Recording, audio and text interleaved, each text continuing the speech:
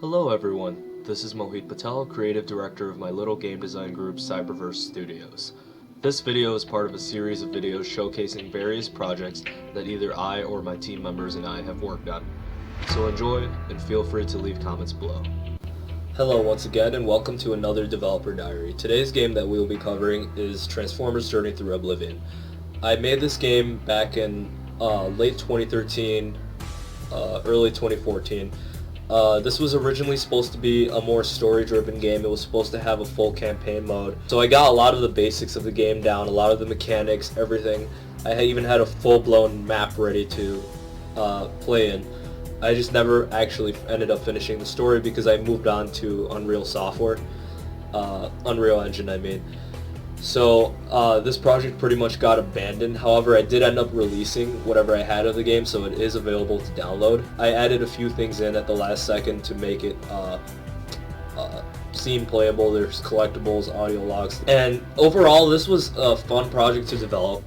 I'm a huge Transformers fan, and making this game was just kind of like a homage to years of Transformers content that I've been exposed to. So with that said, let's take a look at the actual game itself. Again, it's available to download, and you can always try this yourself.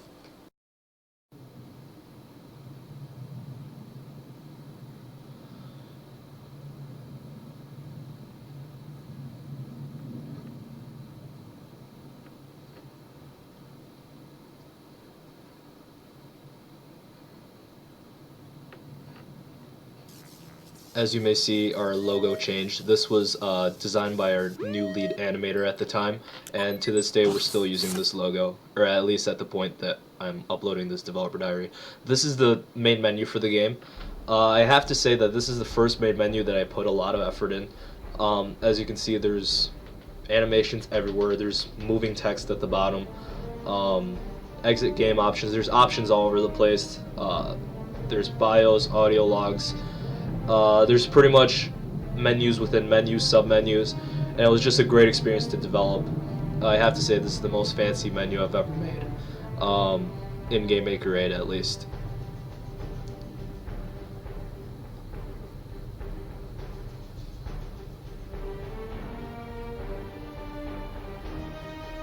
And there's options to turn off the in-game music and the HUD if a player finds them distracting, and there's a controls menu. To get familiar with the controls. I'm just looking at them right now because it's been a while since I actually played my own game, so.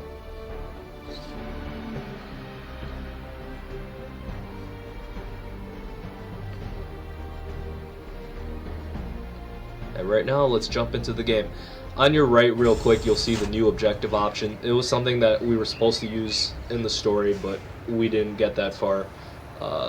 It wasn't supposed to end up being a team project, but we didn't end up getting that far, so I just put that in at the beginning to show players what that new objective option would have looked like. You can see icons all over the screen, not the HUD, but the Autobot icons, etc. Those are collectibles. There's also collectible audio logs, which are little squares that you can find with the letter A in them. I personally recorded them, so I won't be showing them in this developer diary just because I did not like the sound of my voice in those.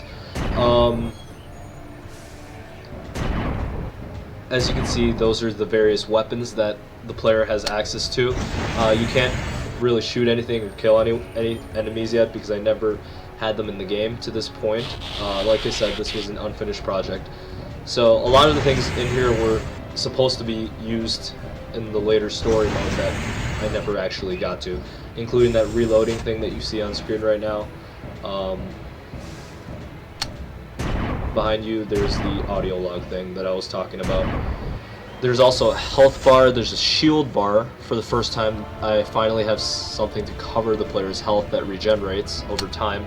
The radar, obviously, the evolution of the compass that I had in previous games I developed using GameMaker. And right there you just saw the transformation. By holding down the shift key you can transform between robot and vehicle mode.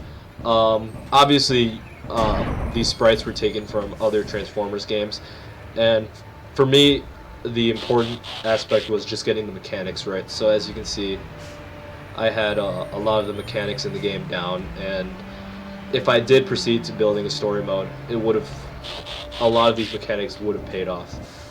You're looking at the first person view that you can access by clicking the right button on your mouse. I also put a lot of effort into this, almost as much effort as I put into the main menu. It was actually very fun to develop.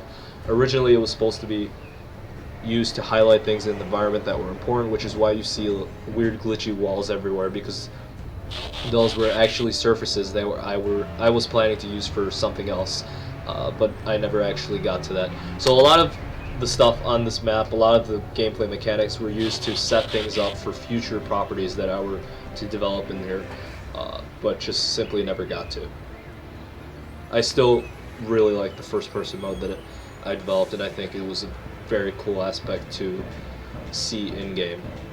Right there you were seeing the climb wall ability, which I did not fully finish the animation for, so it looks more like you're running up the wall.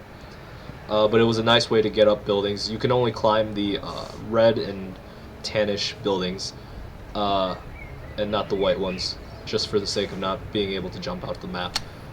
And it was cool because you get to see what everything looked like from above. So it was a nice experimentation of the Z-axis. Right there, you're seeing a particle effect. For the first time, I finally started using particle effects in games because I finally learned how to create them. And it was a nice way to add more detail to the environments and make it seem more realistic, or as far as I can go in GameMaker 8. And again, the weapon animations were all done by hand by me. So they're a little rough, and this wasn't a very long project. It was about a month, and like I said, it was never finished. I did have high hopes for this, and I have to say that this final product actually came out very well, so I'm proud of where it came up to, and it is available to download. Like I said, you can go ahead and collect the Autobot logos or the audio logs, and it's very fun to actually just free roam for about 10 to 20 minutes collecting them and discovering things for yourself. And overall, I very much enjoyed making this. Let's head on back to the main menu. And it was just something that was sort of a challenge because I wanted to make sure that everything came out right. So, again, thank you for watching, and see you guys in the next Developer Diary.